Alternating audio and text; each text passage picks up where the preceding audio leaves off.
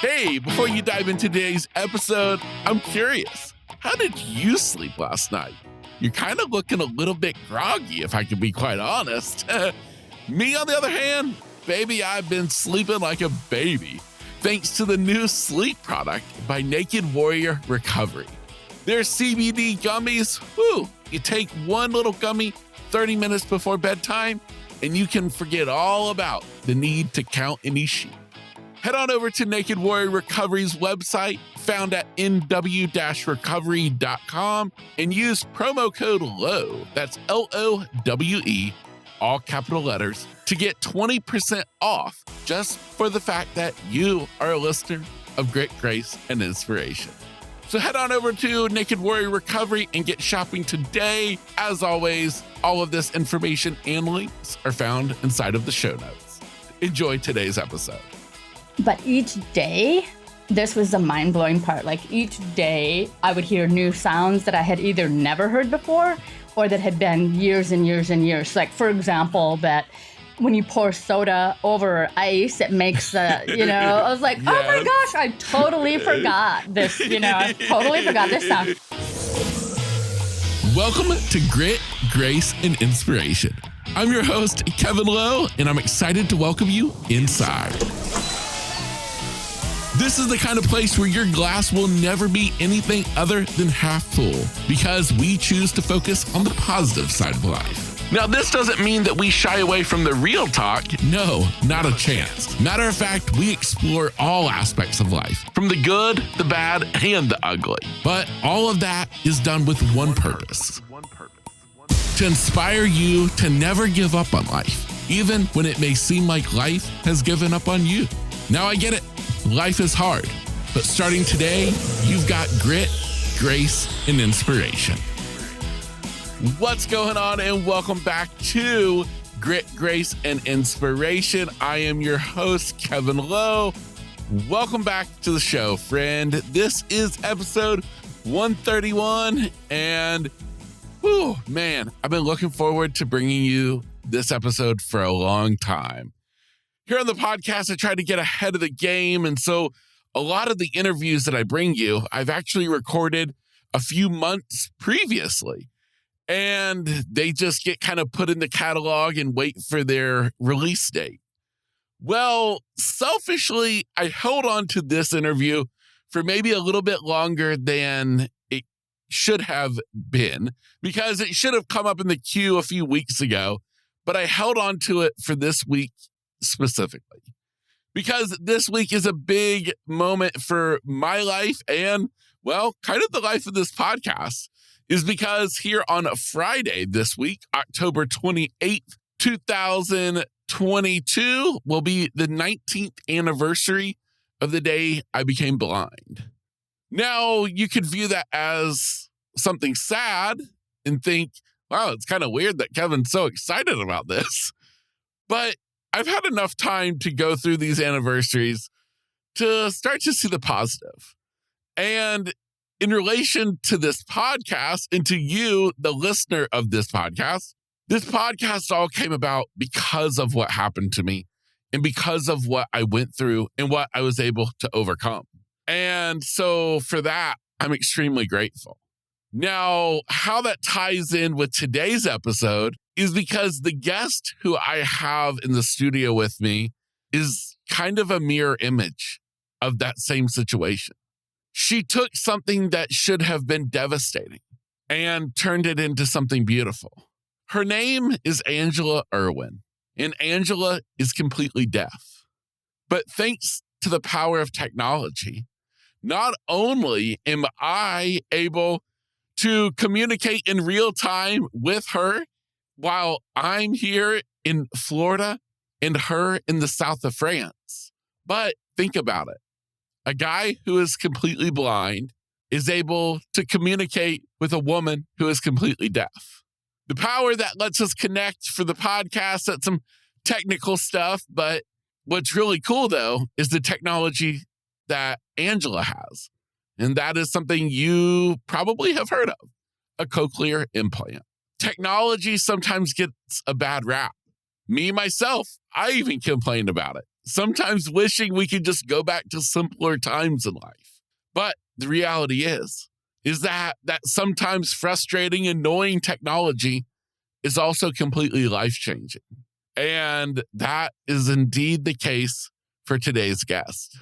Me and Angela have a truly heartfelt conversation as we look at her life and where she's come from and what her journey has been like with experiencing a loss of hearing. She's doing amazing things in her life today. Matter of fact, she's helping to ensure that other people all over the world can have access to cochlear implants just like her, because she understands the kind of difference they can make in a person's life. I hope that you listen throughout the entire interview today and just listen to all aspects of Angela's story. It's truly remarkable. And I ultimately hope that you can see Angela the way that I did. It's what I love about this podcast is that it lets me show you people like Angela through my eyes, where we see her based on the words that she speaks, the sound of her voice, and the stories that she tells. And to be honest, I believe it paints a picture of an absolutely courageous, beautiful, amazing woman who's just doing amazing things in this world today. Now, today's episode is brought to you by our amazing sponsor, Naked Warrior Recovery. If you've never tried CBD products before, well, maybe this is your opportunity, because Naked Warrior Recovery is there to help out both your physical and mental health with all different types of products. Head on over to nw-recovery.com and use promo code LOW, that's all capital letters, LOWE, for a sweet 20% discount. Again, that's promo code LOW, LOWE, for 20% off. See what you can find. They've got a little bit of something for everybody, including your dog. So get shopping today. Of course, just scroll down, hit the little button to expand the episode description, and check out those show notes where you can find a link for easy access. With that said, it's time for me to introduce you to Angela Irwin as we catch up to speed on her life, from where she started to where she is today. Angela, welcome to the podcast. Thank you so much for having me. I'm so excited to be here with you. Oh, well, I'm just thrilled to have you here today on the show to share your story, your journey of where you've been, all that you've overcome, and what has you at the point you're at today. And so I would love for us to start out, if you wouldn't mind, taking me back in time to childhood, leading up to, your loss of hearing. And I'm just very anxious and curious to hear, how this whole story unfolds.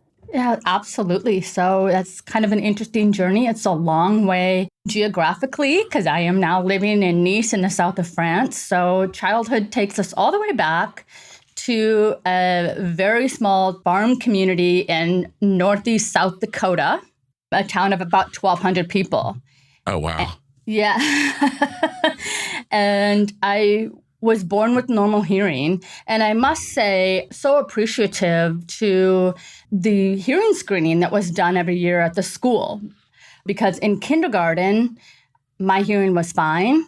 But the next year at the start of school in first grade, when they tested my hearing, they detected a mild hearing loss. And so I'm grateful for that because, who knows, it could have gone on a long time had it not been picked up then. But anyway, at that time, my parents did take me to a professional, ear, nose, and throat professional, and they tested my hearing and said, yes, she does have a mild hearing loss, but it shouldn't get any worse. Well, that was famous last words.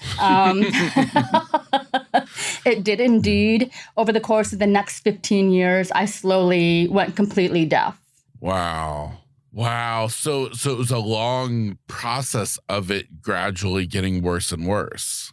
That's exactly right. And in hindsight, as scary as that was, I'm actually grateful for that. I know that sounds a strange thing to say, but in my lifetime since and working with a lot of other people, I now have cochlear implants. So that's how I am clinically deaf to this day, but I hear with amazing technology that is the cochlear implant.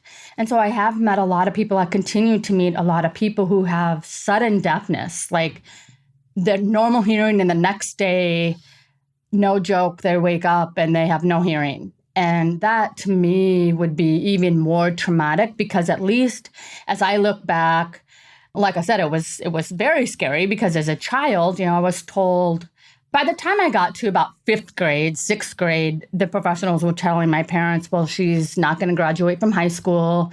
Don't encourage her to go to college, because by then it will just be, too much of a challenge for her to communicate. And so I was sort of carrying that on my back. My parents didn't know that I knew that they were told that. And that's one of the things about living in a very small town. One of my classmates, his mom was a teacher at the school. He told me during recess, which I can still remember to this day exactly where I was standing on the playground. But at least I had the ability to sort of adapt. During that 15 years, I taught myself to lip read. To this day, I'm an excellent lip reader. You just sort of make some adjustments along the way. You learn to, anticipate what people might say. Just all these other coping skills that, it breaks my heart when, people have such a loss of hearing just like overnight like that, and how you go one day to the next. So. Yes. Now, can you remember the day that it finally all went away? So very close to it. So I was able to just, through, I think, sheer determination, I just somehow had this blind faith that everything was going to work out somehow. So I did graduate from high school with, I think, high honors or highest honors. I went to college and graduated in 4 years with my undergrad. I moved then to Colorado, and who knew that elevation can impact hearing loss? Really? Yeah. So I didn't find that out, much to my surprise. About a month after moving to Colorado, my hearing loss just took a tremendous dive. And it was at that point that I couldn't use the phone at all anymore. If I couldn't read lips, I couldn't understand anything. So I really found myself isolating. I was working still full time. I was working in human resources, and I was terrified I was going to be fired. I was going to lose my job, because part of being in human resources, you're doing the hiring and the interviewing. And I was supposed to be doing phone interviews, and I could no longer do that. And I had this angel of a coworker who was just doing the phone interviews for me, but I was afraid both of us were going to get in trouble. Yes. And so I thought, what am I going to do? So this is 1997. So this is before internet and texting and email and all those wonderful other things that we have today. So it's like, what can you possibly do where you don't have to communicate, where you don't have to use the phone? And so I remember applying for this job. It was in Fort Collins, Colorado. I can still remember the name. I probably can't tell you what I did yesterday, but I can remember this. And it was called Mary Maids, and it was an overnight cleaning service for offices. And I was sort of stuck in the conundrum of, okay, if I tell them that I'm, essentially deaf, they will probably hire someone else over me. Yes. So I went the route of not telling them. And in hindsight, that was not the route to go. But in a way, it was what propelled me to move forward towards the cochlear implant surgery, because I didn't end up getting the job, because they kept asking, why would somebody with a 4-year degree fresh out of college want to take a pay cut and clean offices at night? And I came up with some, at the time, seemed very clever, but I'm sure it was ridiculous, something along the lines, it's, I think it was something around like office politics and stress. And they must have just been like, what are you even talking about, right? So they did not realize that you were deaf. Correct. So Yes. at the time, was it because you had lost all your hearing? So was that all through reading lips that you could even communicate? Yes. So I'm sitting in front of someone and I can hear, it really is similar to Like, I don't know if you know the Charlie Brown cartoons, but when the teacher would go blah, blah, blah, blah, blah, or you sort of hear like glimpses of words and your brain tries to fill in, which can be dangerous because when you're answering questions and you're like, oh, this is what I think I heard. And you answer one way and you're like, okay, I need to stop doing that. I need to just tell people I cannot hear. I did not hear what you said because who knows what I've agreed to, right? And you got people looking at you like, and you could see someone's reaction on their face, and I'm like, I absolutely did not answer that question correctly. That's hysterical. Oh my goodness. So what happened then? You didn't get the job there. I didn't. And that's what I refer to. I'm 22 years old, fresh out of, my 4-year degree. Sociology, psychology, should have been sort of all the future ahead. That's what I sort of refer to as my mad at the world phase.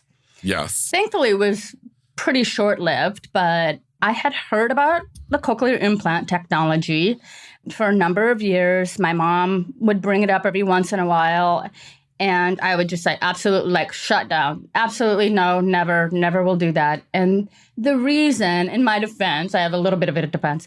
The reason was that, so every year during that 15 years that I was losing my hearing, my parents would take me back, once a year to have my hearing tested. And every year that I would go, they took me to all different audiologists across 4 different states because they were actually trying to just figure out why this was happening, because it's very, very unusual for this type of hearing loss to happen to a child. Usually you're born with hearing loss or you have a high fever or an illness at a young age. It was not common at all for just, a small child to lose their hearing, much like an elderly person might. So they took me everywhere. And every time, the audiologist would say, well, there's this new hearing aid technology. We really think this is going to be the thing to help you. And so I would get my hopes up. I mean, I'll be honest. Who wants to wear a hearing aid when you're in 4th grade? Nobody, probably. Yep. But at the same time, it was like, well, you kind of, I wanted to be able to hear better. But every time I would be disappointed. So unfortunately, the hearing aid technology just could not help the type of hearing loss that I had. Again, very unique type of ski slope hearing loss. And it couldn't help in the areas of like voice and speech understanding. It would make normal sounds, like I would try them during the summer, sometimes for like, a month or 6 weeks at a time. And, someone would like turn the water on and I would like jump out of my chair because it was so loud and uncomfortable, but it really couldn't help in the speech understanding, which is really where I needed it. And so every time, the idea of the cochlear implant would come up, I was like, are you kidding me? I've tried all these hearing aids and they never helped. And now you're asking me to have a surgery on top of that. But that experience with not getting that job at Mary Maids, it was just, back against the wall moment. And I remember my mom saying, well, fine then. That's fine. You don't have to do that. But what are you going to do?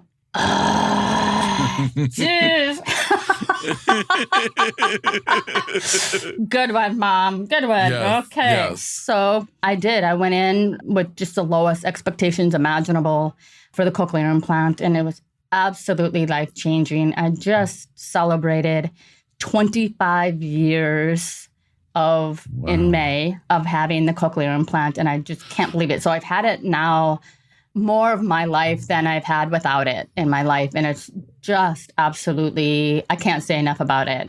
Absolutely giving me a second chance at life. And also the interesting thing about a cochlear implant, and people just don't necessarily know that much about it, but there's this external component. So yes, there's a surgical component, but there's an external component and it operates on batteries. And so, I take the external part off at night, or, there's times during the day when I have to change the battery.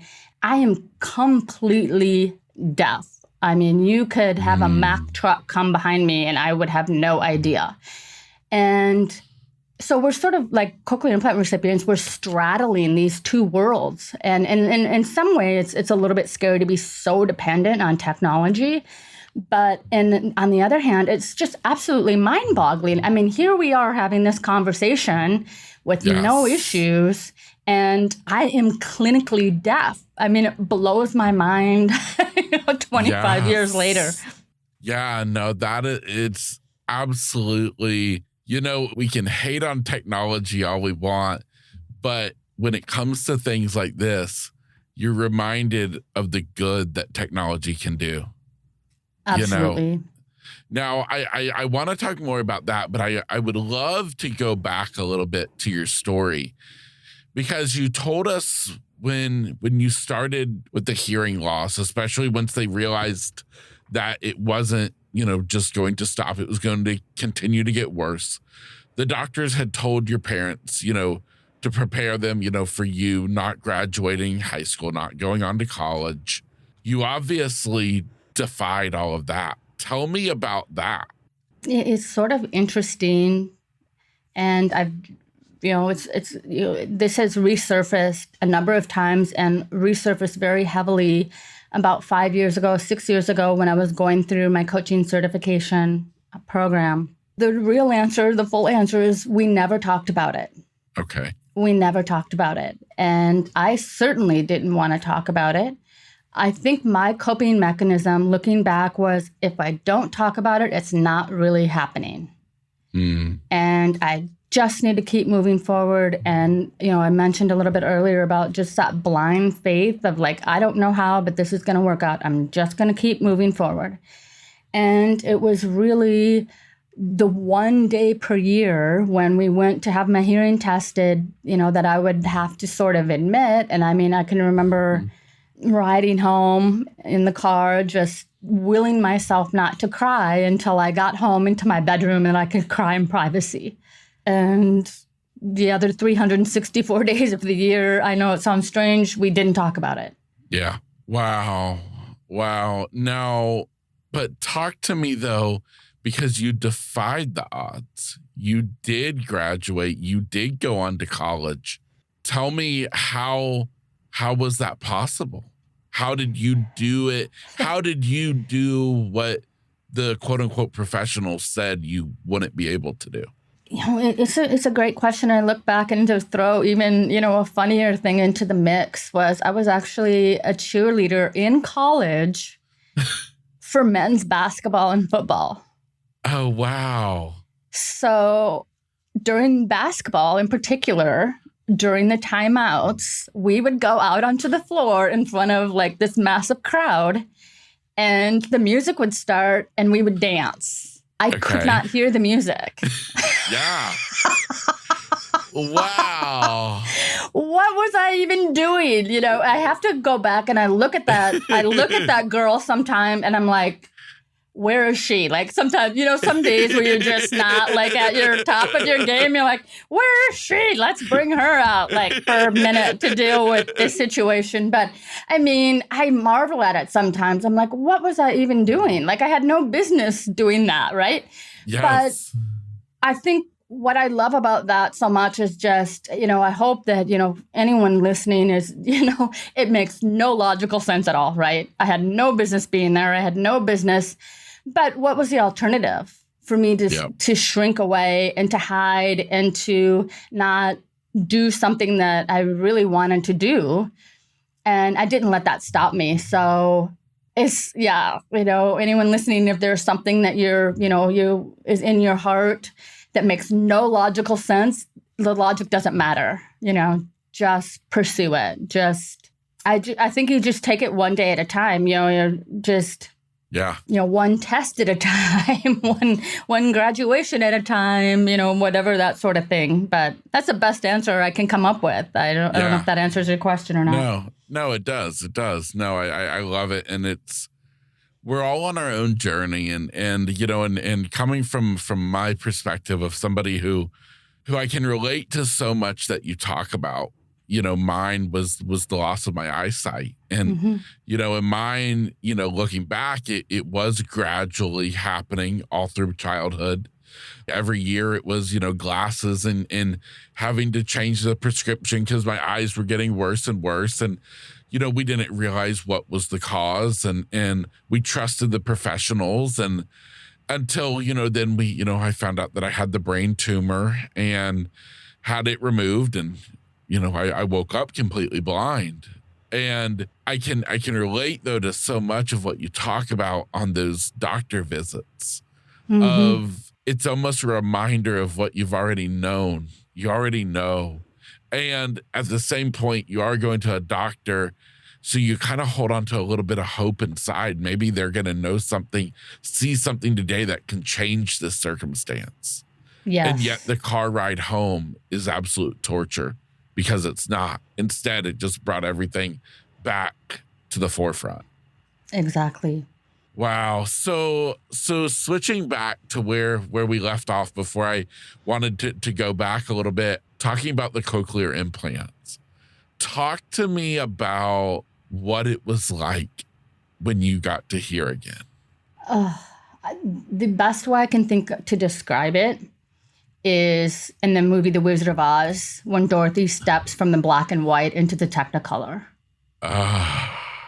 It was just so vivid, so complete and full. And again, because, and like you said, you can totally relate to when you have a gradual loss, you don't notice it so much because it's just little by little, little by little. And so I definitely do want to clarify, though, with the cochlear implant technology, it does take time for the brain to adapt to hearing in this new way. Not everybody has as strong of an outcome as I have, but the majority of people that I have met all have better hearing after than they did before. So that's very positive. But it does take some time. But each day, this was the mind-blowing part. Like each day, I would hear new sounds that I had either never heard before or that had been years and years and years. Like, for example, that when you pour soda over ice, it makes I was like, yes. Oh my gosh, I totally forgot this, I totally forgot this sound. And for this one, I'll never forget. So again, as I mentioned earlier, I was working in human resources for a retail company. And so I was in the back office all the time. And shortly after getting the cochlear implant activated, I was at the copy machine. And I'm at the copy machine, and all of a sudden I hear this beeping sound. And I'm like, well, first of all, I was like, well, that's annoying. I'm like, what the heck?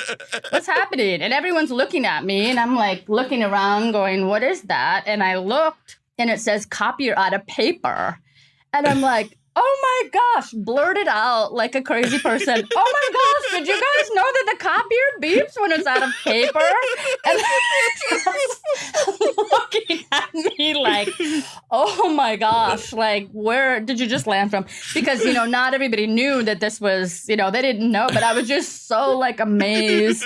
I just blurted it out and they're like, okay, like slowly moving against the wall out the door. Like, okay, all right, I don't know what's happening here.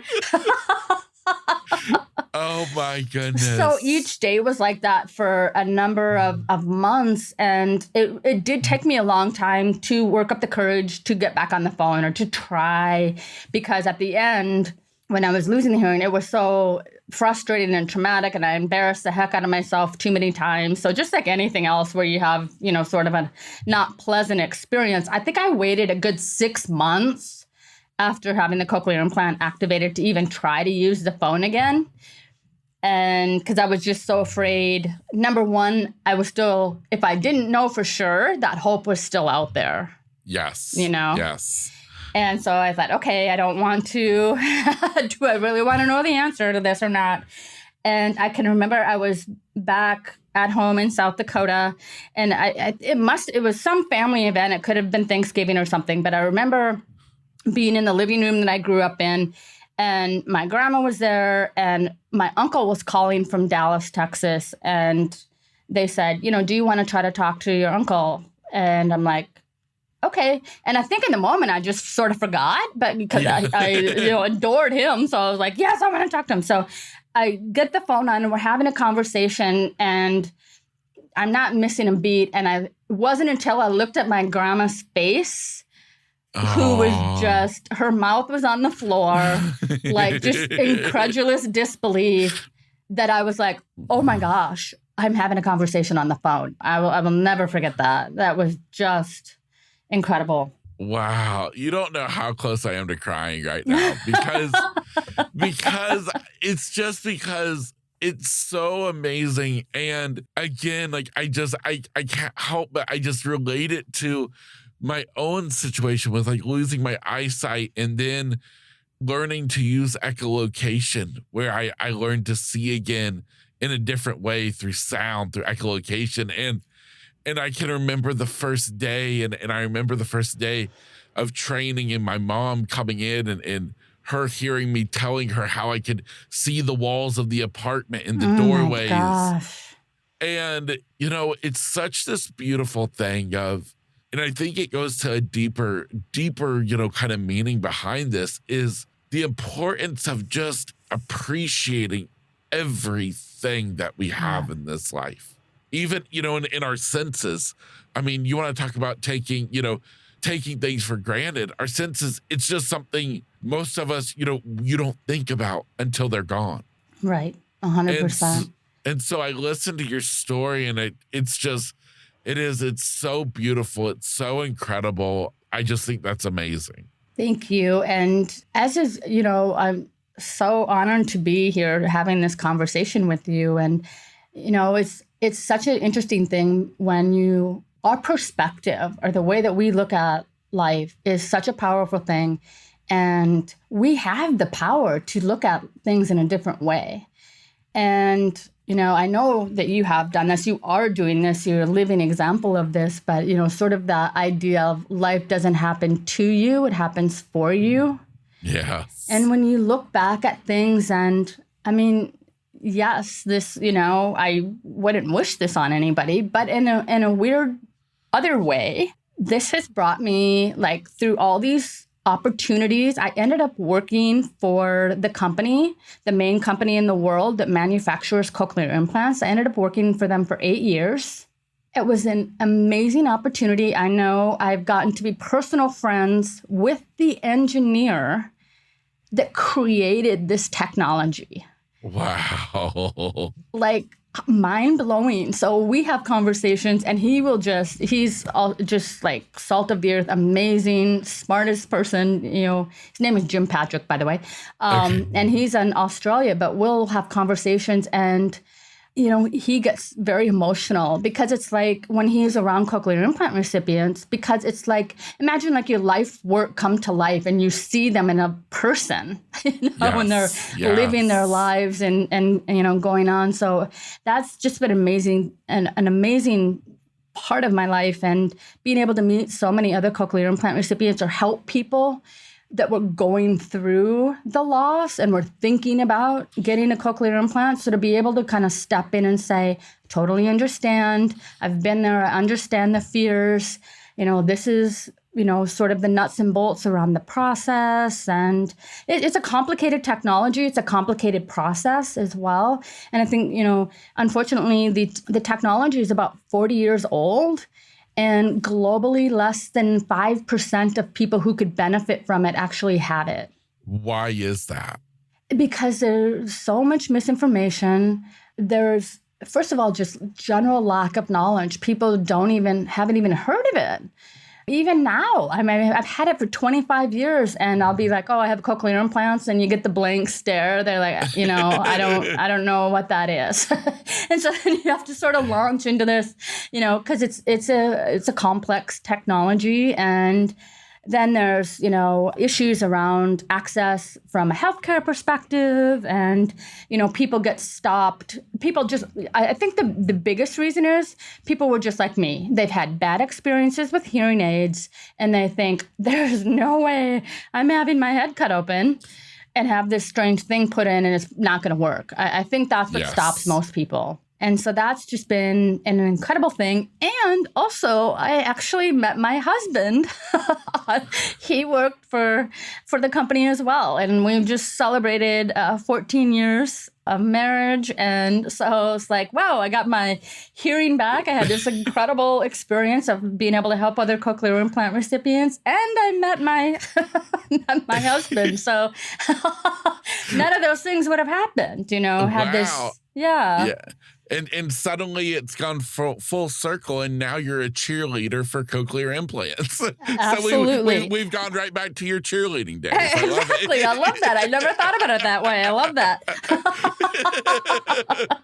So talk to me about, and I don't know what happened first, and I don't really know if it even matters in terms of your story, but I know you made a big career transition, but then I also know you started a foundation talking about the cochlear implants, helping others be able to get this technology. So would you mind kind of diving into one or the other? Like I said, I'm not sure which happened first. So Yeah, so sure. So I was working in the corporate arena, so 8 years for the Cochlear Implant Company, and then I went on and worked for a different medical device company, and that's how we ended up in France. They moved us for a work opportunity in 2010. And so I was working in clinical education and marketing.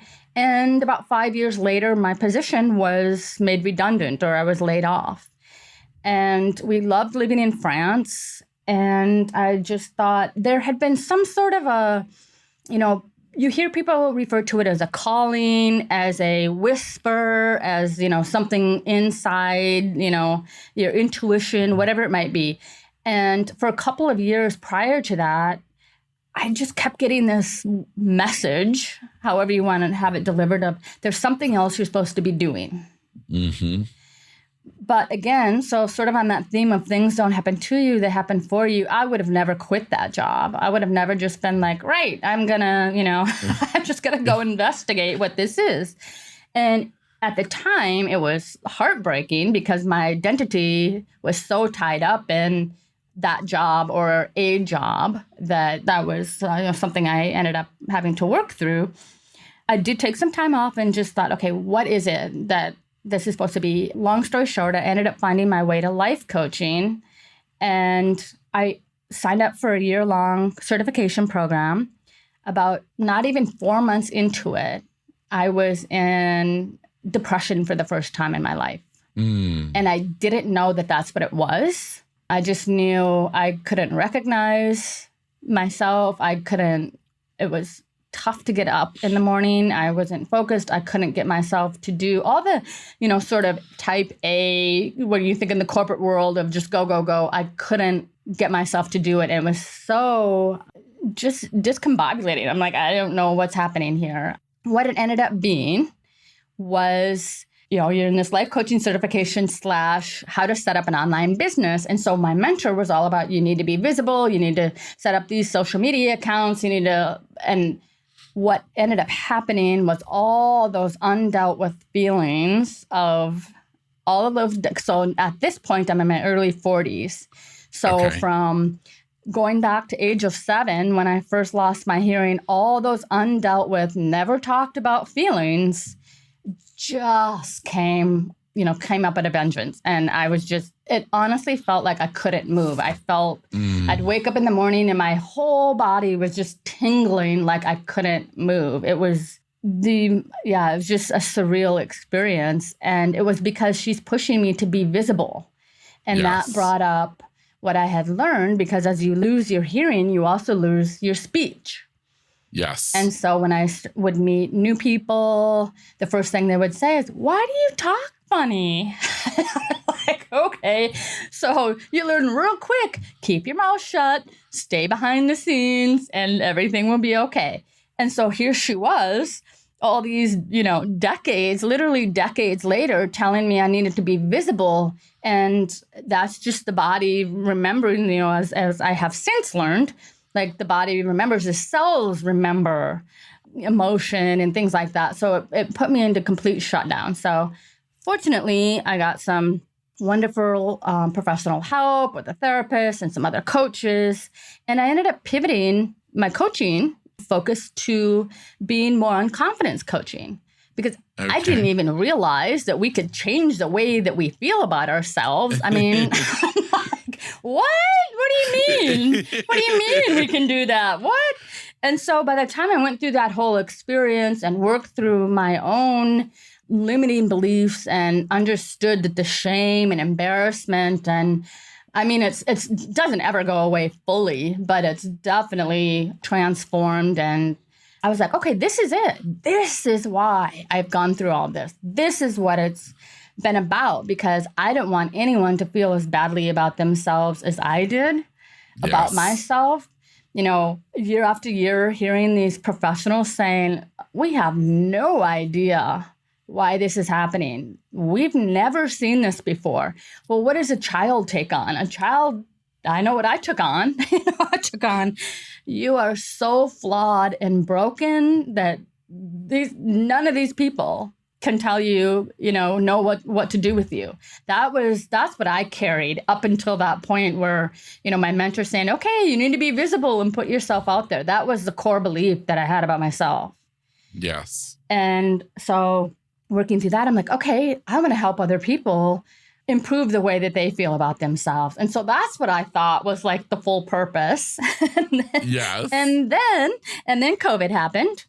Yes. And I remember thinking early on, oh my gosh. So like I mentioned earlier, that external component of the cochlear implant, it requires batteries. It requires, a whole system. There's multiple parts to it. I liken it to like a cell phone, a smartphone technology. It's going to need to be repaired, replaced, upgraded across a person's lifetime. Yes. Well, in the U.S., not all insurance companies will cover that. And the strange thing about that is that the majority of insurance companies and Medicaid and Medicare will cover the surgery and the initial external device. But many of them will not cover any repair, replacement, upkeep, which are like, what? Yes. And so living in France, I felt extremely grateful because my devices are anything that I need. If I need new batteries, which are €250 a piece, the external component is about $10,000 if you need the whole thing. Like if you're going to get an upgrade, it's about $10,000. And living in France, I get that 100% reimbursed. Wow. But I knew that wasn't the case in the U.S. And because I had this opportunity, like I said, working for the company for 8 years, I knew so many cochlear implant recipients. I would have been completely oblivious about this. Yes. But I knew that it was, a challenge. I have friends, when I've upgraded in the past, I would send my old, it's called a processor, sound processor. I would send that to my friend so that, she could have an upgrade.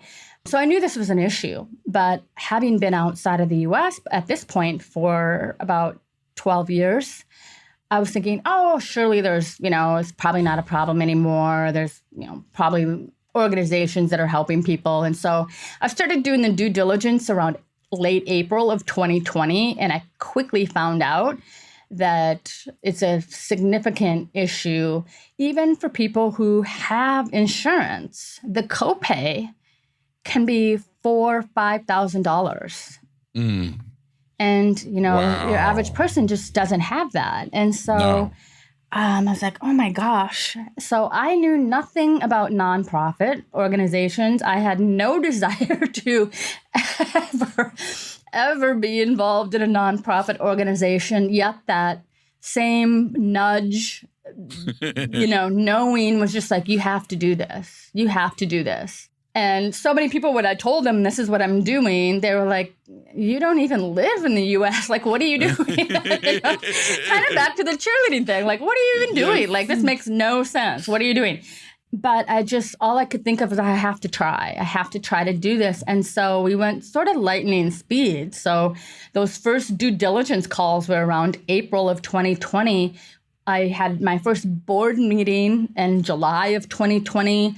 And, we're getting the website. I did my website myself. I mean, we did all this stuff. We applied for 501c3 from the IRS, and we officially launched October 1st of 2020. So we went fast.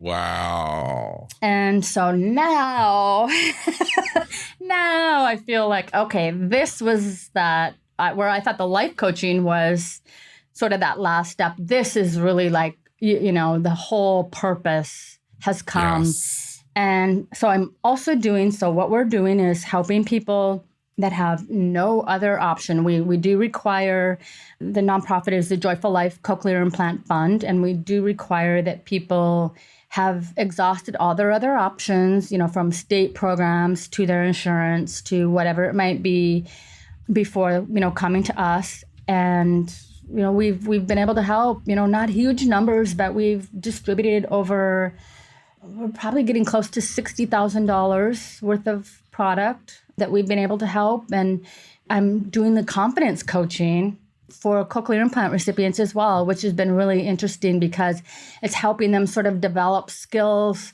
coping, and just different, build their confidence around, hearing in this new way. It's a life-altering event, really. And so I'm doing both the confidence coaching and we're helping people on the product side be able to remain with their hearing. So it's been quite a journey, to say the least. Yeah, Angela, your story is so just mesmerizing. And I sit there and I listen to your story, and it just reminds me of this mindset we were kind of talking about earlier of, even though we don't want bad things to happen in our lives, and as much as, we wish we could erase all the bad, there is a reason for it all. Yeah. And it all fits into this beautiful puzzle of life. And I'm a firm believer that things are only bad if we can't figure out a way to make good out of them. I love that. And I look at your story and I look at you and I think, way to go, Angela. You have totally taken this and turned it into not just good for yourself, but good for giving back to the community that you're a part of, and that's just absolutely amazing. How can we learn more and help support your nonprofit? Well, first of all, thank you so much for that. And, you're doing the exact same thing. I mean, you're living that every day, and you've, taken what's happened with your vision, and you're not letting that stop you. And so you're so inspiring. And it's just been so awesome to spend some time with you today. So as I mentioned, the nonprofit is called the Joyful Life Cochlear Implant Fund. And the website is jlcif.org. And so you can visit the website to learn more about what we're doing. You can visit the website to make a donation. If you know anybody, we're looking for corporate partners as well, because the technology is expensive. Like I said, our numbers are small, the people that we've been able to help in the last less than 2 years, but the impact is so tremendous.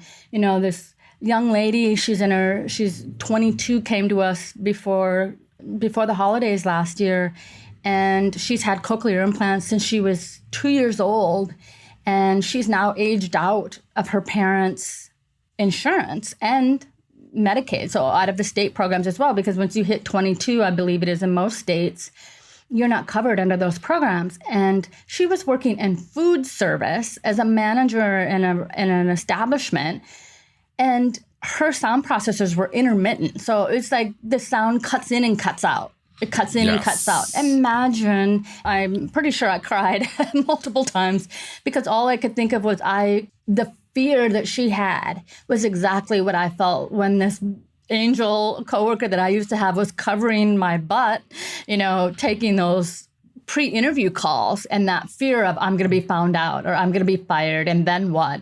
That's exactly what she was going through. And so we were able to help, raise some funds to get her cochlear implant stable. And so, the people that we're helping, it really it's the difference between being able to live a normal life and be active in the hearing world and go to school and interact with your family and your friends. And so I would be very grateful for anybody that wants to share that information or could make a donation. No amount is too small.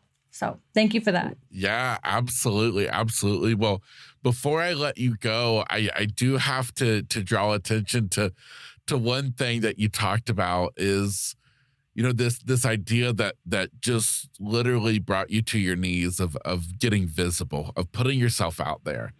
And, I look at you and I think, wow, not only is she doing podcasts and all that, but you did an absolutely incredible TEDx talk. And so, like, talk about putting yourself out there on stage to the world. How was that experience? Absolutely terrifying. I literally woke up. I don't know if anyone is Brene Brown fan, but she's absolutely amazing. But she talks about, first of all, I would have never done a TEDx without having watched her 2 TEDx's. But she talks about a vulnerability hangover after the first one. And that it totally happened for me because it was on the one side, I do choose to take the positive. On the one side, it was so therapeutic to sort of work through those feelings and process those. But I guess I had decided to share these things with the world for the first time ever from the TEDx stage. Maybe start, nope, we're going to go all in. So I kid you not, my right leg was shaking the entire time.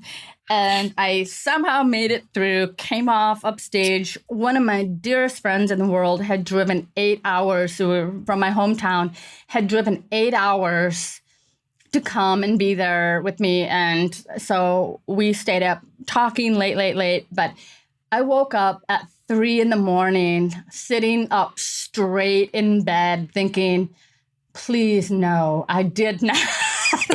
I did not just share all of that personal information with everybody.